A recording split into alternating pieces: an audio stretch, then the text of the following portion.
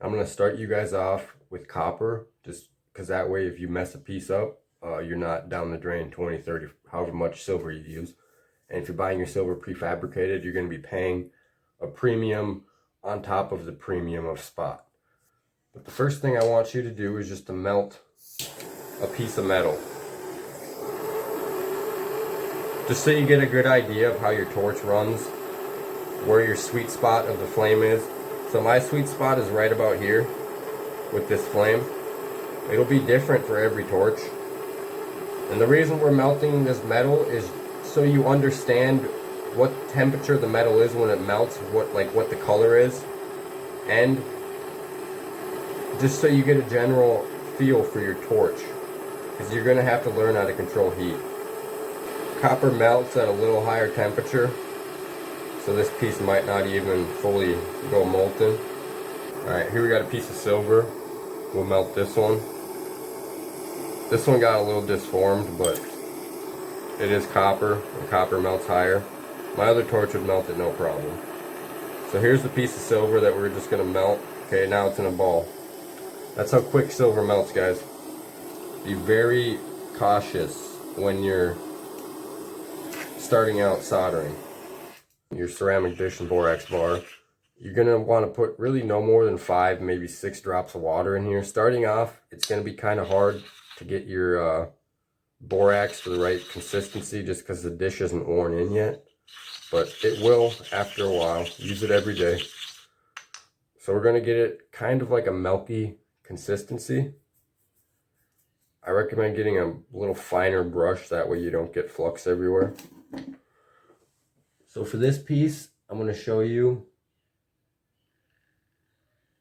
a piece of copper being soldered that's been cleaned.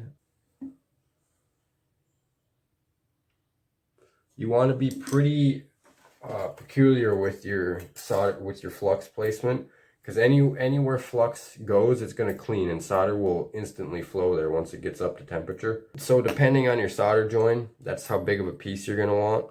This little chunk of solder right here is enough to fill the gap on a 1mm jump ring. And this is about 1 by 1mm.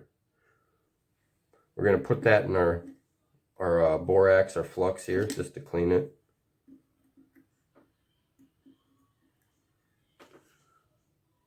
Your solder placement is also important. Keep in mind when you start heating your piece, the flux is going to boil and it's going to move. If you have a heavy piece and things are tight, your pieces won't move. But if they're loose, they're going to flop around.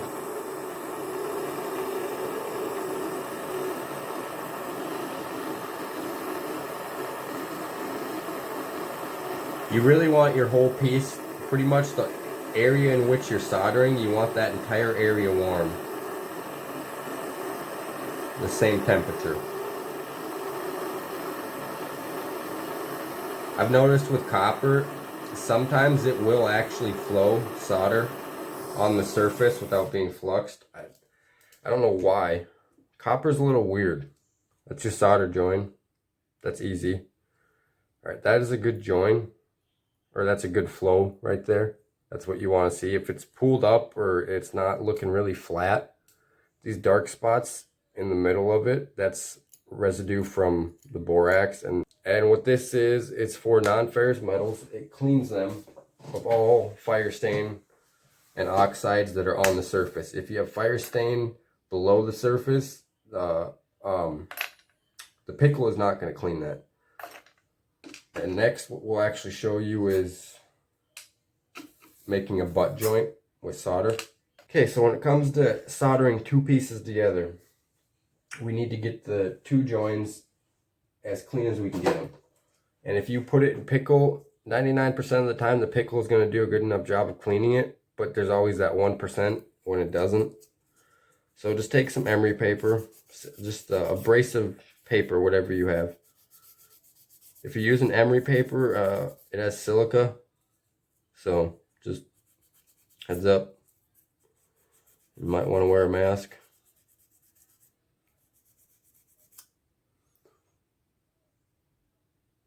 Okay, so that piece is clean enough.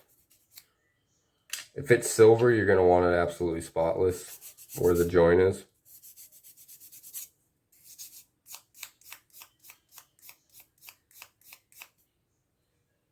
Also, if this is going to be like a join that's big and showing, you're going to want to try to get it as seamless as possible. What I mean by that is the metal here is flat as it can get on both pieces. And after you've sanded your edges, you're going to want to avoid touching them. Okay, for this part, depending on where this join is at, you're going to want to be very peculiar with your flux placement. Okay, now that we got both sides fluxed, we're going to take some more easy solder. So with solder, the basic principle is get thin. Start with sheet solder, get it relatively thin. I think this is 26 gauge. And the thinner you get it, the less you have to use, or the more you're going to have to use. But basically, for this gauge thickness of solder, I'm going to take about a third of the length of my piece that I'm soldering, and that's how much solder I'm going to use. So if you're having a hard time understanding me, that's what I mean by a third. So this piece of solder is about a third the length of these pieces of copper. Starting off, you might want to place your solder underneath or on top instead of holding it with the tweezers. So all we're going to do is slide these together and drop this on top here.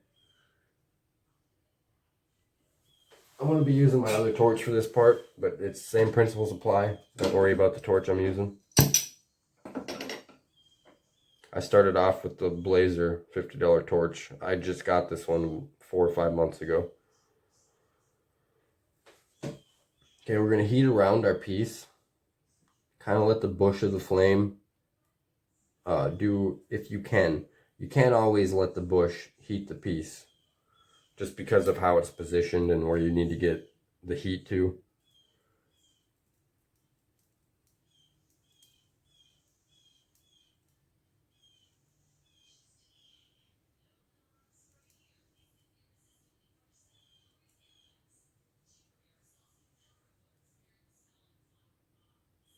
Right, if your solder goes into a ball, don't worry.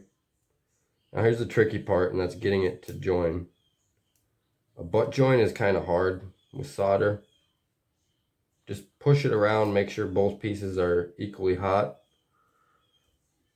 And as you can see, I ended up with a lot of excess solder, so that was even a little too much what I used. And you saw it wasn't hardly any solder. It goes a long ways, guys. Here's the join, all the way through from end to end. We'll see if we can break it quick to see how good of a join it is. I recommend doing this too. Test your test pieces, just to get a good idea of how well you're doing. So if this is a good join, it should just bend.